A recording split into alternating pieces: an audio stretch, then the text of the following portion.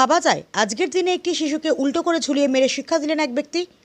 দক্ষিণ চব্বিশ পরগনার জয়নগরে 11 বছরের এক স্কুল পড়ুয়া শিশুকে শারীরিকভাবে নির্যাতনের অভিযোগকে কেন্দ্র করে ব্যাপক চাঞ্চল্য ছড়িয়েছে। অভিযোগ, সামান্য একটা ঘটনাকে কেন্দ্র করে স্থানীয় এক ব্যক্তি আইন নিজের হাতে তুলে নিয়ে শিশুটির সঙ্গে অমানবিক আচরণ করেন।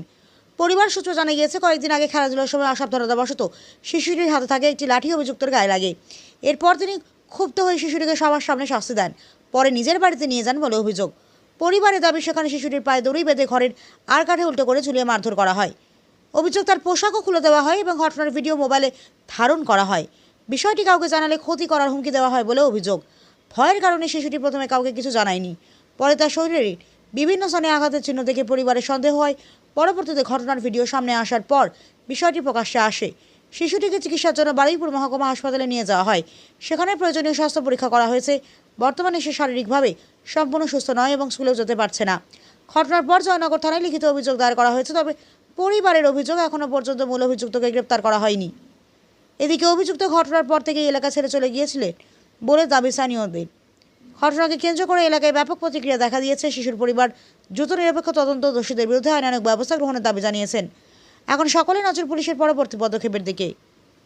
তার ভাইয়ের উপর কি হয়েছে কি বলবো? আমি তো জানি না, এটা আমার মামার বাড়ি, আমার মামার ছেলে। যেহেতু আমার মামার পাড়া প্রতিবেশী স্বপন হালদার বলে একজন রয়েছে, একটা বাচ্চা নাকি ওনার গায়ে ধাক্কা মারে, তো আমার মামার ছেলের হাতে একটা বাড়ি ছিল, সেটা ওনার গায়ে লেগে যায়।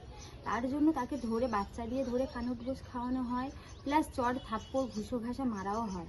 বাচ্চাটা বলছে যে আমার ভুল হয়ে গেছে, আমি ভুল করে ফেলেছি, আমার ক্ষমা করো। তাও তাকে ছাড়েনি, ওখানে ওরা ক্ষিপ্ত হয়নি, টিকি ধরে মাথার চুল ধরে টানতে টানতে বাড়িতে নিয়ে যায়। প্রথমে নাকি পায়ে দড়ি বেঁধে তার বাড়ির মধ্যে আম গাছ রয়েছে, আম গাছের মধ্যে ঝুলিয়ে বেঁধে মারা হয়, সেটা ভিডিও করা হয় না।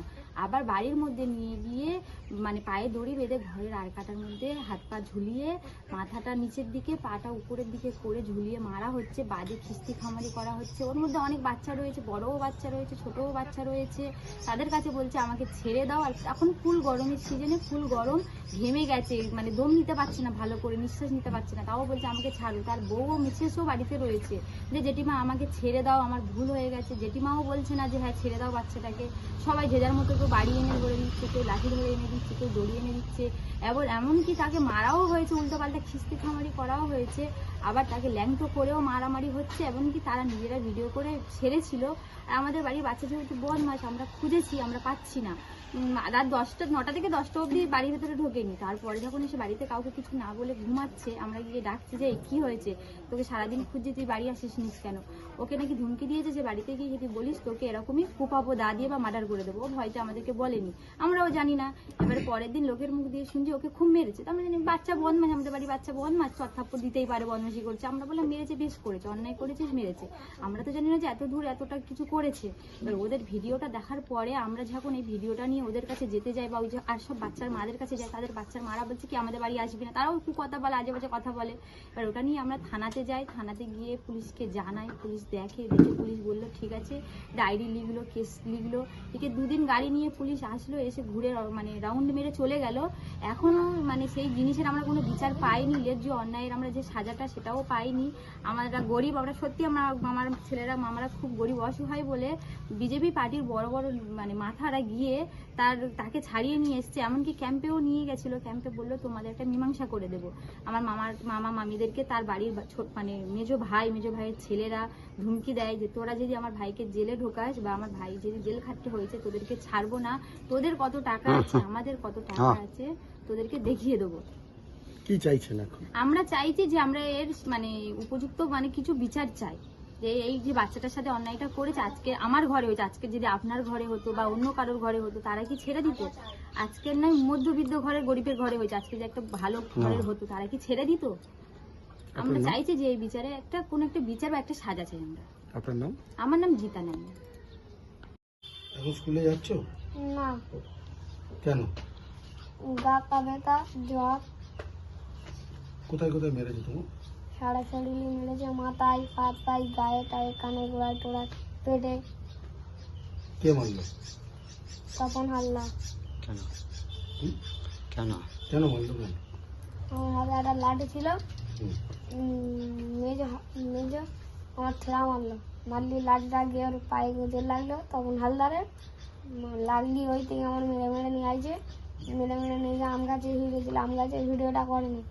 তারপরে আমি ভুল থেকে করে আবার হচ্ছে কি আমার লেগে নিলে আমি বলি ভুল হয়ে গেছে। তারপরে নিয়ে গিয়ে আবার দড়িতে বেঁধে আবার আঁকড়ায় ঝুলে মোটা বাড়ি দিয়ে মারলো। বাড়িতে এসে বলেছিলে? না, বলে ভয় হয়ে গেছে, বলে যদি বাড়িতে গিয়ে বলি যা দেখো পাবো। কে বলেছে? তখন হালদার। তুমি কি চাইছো? তোমার যারা মারলো শাস্তি চাই। কার? তখন হালদারে। কি নাম তোমার?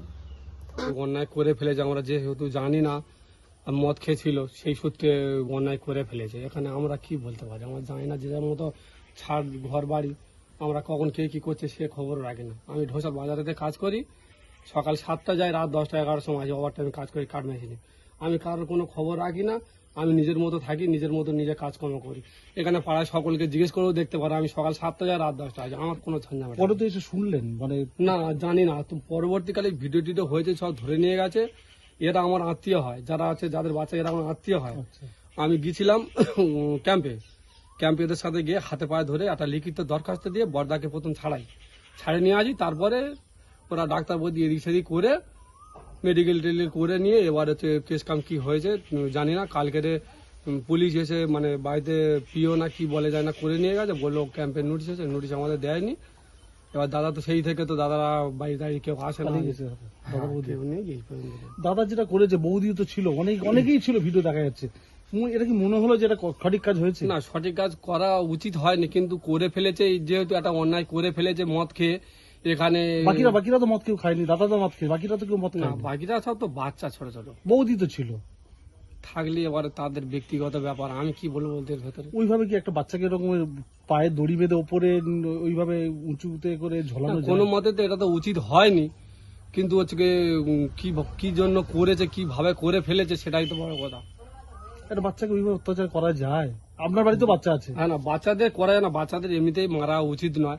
হ্যাঁ ঠিক আছে, অর্থাৎ 2-4 ঘা মারলে সে ঠিক আছে, কিন্তু বেঁধে মারাটা বাজে। তার যেহেতু পরের বাচ্চা শাসন করার অধিকার আমাদের নেই।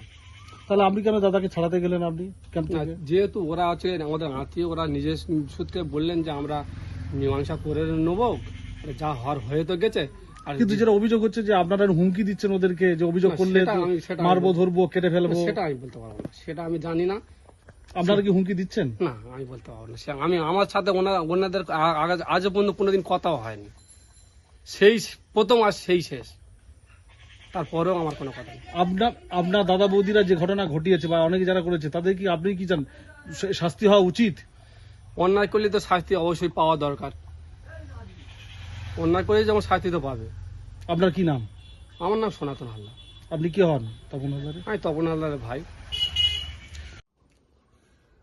আপনাদের এই ধোসা চন্দনেশ্বর গ্রাম পঞ্চায়েত এলাকায় ক্লাস 5-এর ছাত্রের উপর অমানবিক নির্যাতন তার চালানো হয়েছে, কি বলবেন?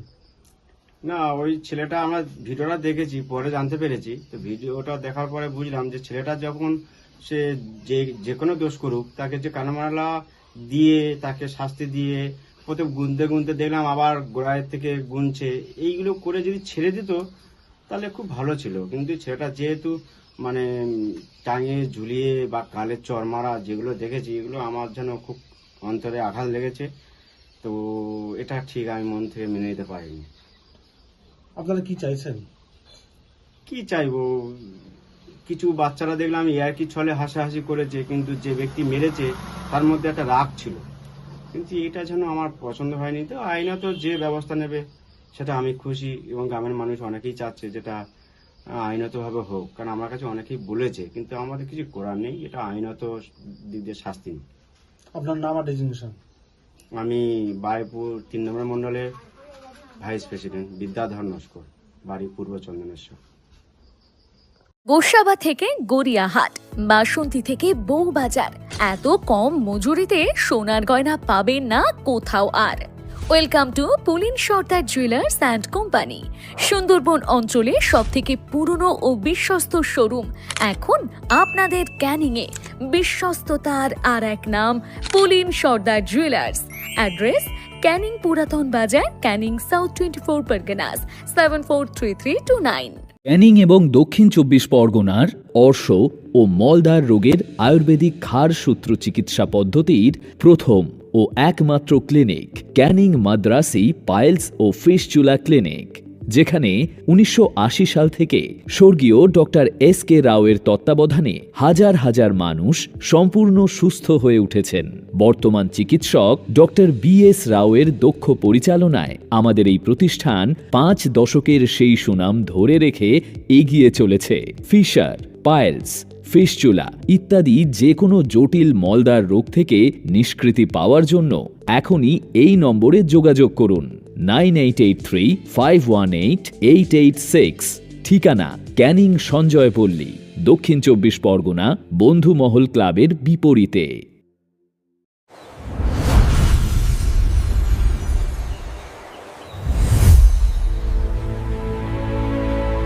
এই গরমে একটু প্রকৃতির ছোঁয়া আর ইলিশের স্বাদ নিতে চান?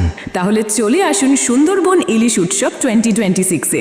পরিচালনায় দৃষ্টি ট্রাভেলস, ক্যানিং, দক্ষিণ 24 পরগনা। 2 রাত্রি ও 3 দিনের এই জমজমাট ভ্রমণে থাকছে সুন্দরবনের মনোমুগ্ধকর প্রাকৃতিক সৌন্দর্য আর নদীর বুকে ইলিশের রকমারি পদের অসাধারণ আয়োজন। দুপুরে ইলিশ আর রাতে থাকছে সুস্বাদু মাটন ও চিকেন। শুধু তাই নয়, এবারের বিশেষ আকর্ষণ, প্রত্যেক ভ্রমণার্থী পাচ্ছেন 500 টাকার গিফট কুপন। আগামী 1 বছরে সুন্দরবন ছাড়া যে কোনো ট্যুরে থাকছে প্যাকেজ প্রতি 500 টাকার বিশেষ ছাড়। আর 10 জনের গ্রুপ বুকিংয়ে থাকছে আকর্ষণীয় বিশেষ ডিসকাউন্ট। তাহলে আর দেরি কেন? আপনার প্রিয় দৃষ্টি ট্রাভেলসের সাথে এবার ঘুরে আসুন সুন্দরবন। বুকিং শুরু হয়ে গেছে। যোগাযোগ করুন এখনই 0707607243 7507843 073। দৃষ্টি ট্রাভেলস, ভ্রমণের আনন্দ আপনাদের সাথে।